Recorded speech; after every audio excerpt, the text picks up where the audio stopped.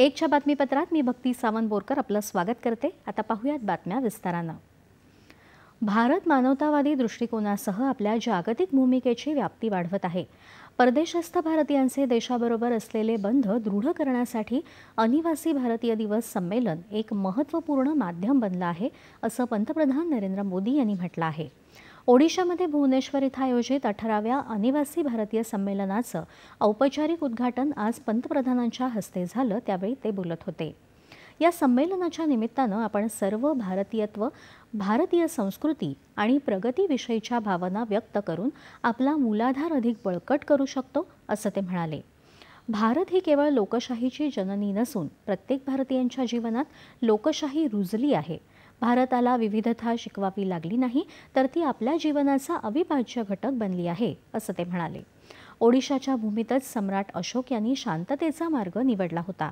त्यामुळेच आज जगाला युद्धाची नव्हे तर बुद्धांच्या शिकवणीची गरज आहे, हे भारतानं वारंवार सांगितलं आहे, असं ओडिशाचे सांस्कृतिक महत्त्व अधोरेखित करताना पंतप्रधानांनी सांगितलं।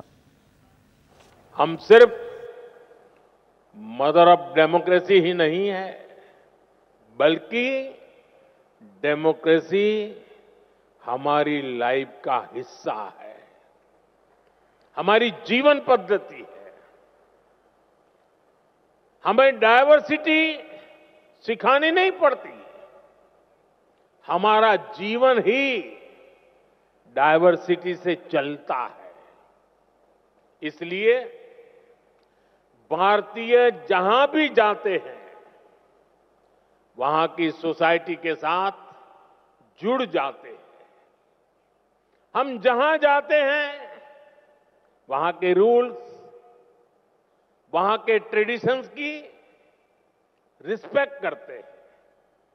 हम पूरी ईमानदारी से उस देश की, उस सोसाइटी की सेवा करते हैं। वहां की ग्रोथ और प्रॉस्पेरिटी में कंट्रीब्यूट करते हैं। और इन सबके साथ ही हमारे दिल में भारत भी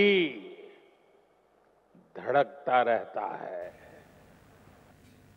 21व्या शतकातल्या भारतात विकास कामांची गती अभूतपूर्व असून देश लवकरच जगातली तिसरी सर्वात मोठी अर्थव्यवस्था बनण्याच्या उंबरठ्यावर आहे। परदेशात राहणारा प्रत्येक भारतीय हा देशाचा राजदूत आहे। जगातल्या प्रत्येक सर्व राष्ट्रांचे नेते तिथल्या भारतीय समुदायाचं कौतुक करतात। त्यांच्या कामगिरीमुळे भारताची मान अभिमानानं उंच होते, असं ते म्हणाले। भारताच्या मताला आज संपूर्ण जग अतिशय गांभीर्यानं घेत असून भारत देखील जागतिक मंचावर वेळोवेळी आपला मुद्दा पूर्ण सामर्थ्यानं मांडतो। तसंच ग्लोबल साऊथच्या समोर आव्हानांना देखील तितक्याच प्रखरपणे जागतिक मंचासमोर ठेवतो, असं त्यांनी सांगितलं।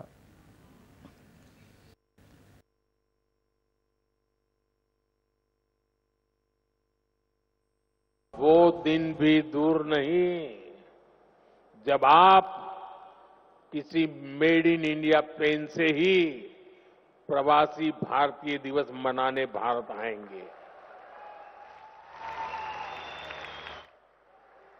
साथियों, भारत के ये जो अचीवमेंट्स हैं, ये जो प्रोस्पेक्ट्स आज भारत में दिख रहे हैं, इसके कारण भारत की वैश्विक भूमिका बढ़ रही है। भारत की बात को आज दुनिया ध्यान से सुनती है। आज का भारत अपना पॉइंट तो स्ट्रांगली रखता ही है, ग्लोबल साउथ की आवाज को भी पूरी ताकत से उठाता है।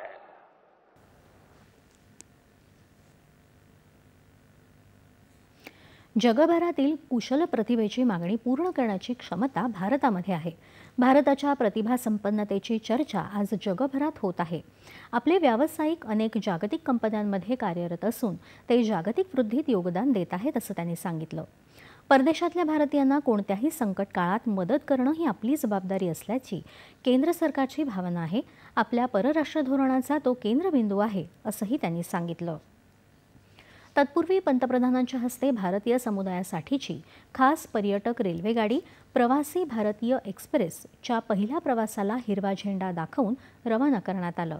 याशिवाय समुदायाचं तंत्रज्ञान आणि विकसित भारतातील योगदान, जगामध्ये भारतीय समुदायाचा प्रसार आणि उत्क्रांती, ओदिशाचा वारसा आणि संस्कृती या प्रदर्शनाचं उद्घाटन देखील पंतप्रधानांच्या हस्ते झालं.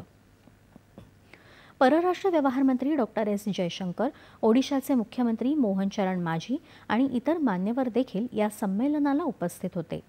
जागतिकीकरणाच्या युगात परदेशस्थ भारतीय समुदाय अतिशय महत्त्वपूर्ण भूमिका बजावत असून तंत्रज्ञान, सर्वोत्तम पद्धतीचं आदानप्रदान आणि साधनसंपत्ती क्षेत्रात त्यांचं योगदान वर्षागणिक वाढत आहे, असं जयशंकर यावेळी म्हणाले. पर्यटनापासून व्यापार आणि गुंतवणुकीपर्यंत सुरू असलेली देवाणघेवाण उल्लेखनीय असल्याचं त्यांनी सांगितलं. केंद्र सरकार देशात राबवत असलेल्या नागरिक केंद्रित बदलांचा लाभ अनिवासी भारतीयांना देखील होतो, असं ते म्हणाले. त्रिनिदाद आणि टोबॅगोच्या राष्ट्रपती क्रिस्टिन कार्ला या संमेलनाच्या प्रमुख अतिथी असून त्यांनी आज दूरदृश्य प्रणालीच्या माध्यमातून संमेलनाला संबोधित केलं. भारतीय समुदायाचं विकसित भारतासाठीचं योगदान ही या वर्षीच्या अधिवेशनाची मध्यवर्ती संकल्पना आहे. जगभरातल्या सुमारे 70 देशातले भारतीय समुदायाचे सदस्य या प्रवासी भारतीय दिवस अधिवेशनात मोठ्या प्रमाणावर सहभागी झाले आहेत. देशाच्या स्वातंत्र्य लढ्याचं नेतृत्व करण्यासाठी महात्मा गांधी 9 जानेवारी 1915 मध्ये दक्षिण आफ्रिकेतून भारतात परतले. त्या दिवसाची आठवण म्हणून दरवर्षी या दिवशी अनिवासी भारतीय दिवस साजरा केला जातो. या संमेलनात उद्या राष्ट्रपती द्रौपदी मुर्मू यांचं समारोपाचं भाषण होणार असून त्यांच्या हस्ते प्रवासी भारतीय सन्मान पुरस्कारांचं वितरण होणार आहे.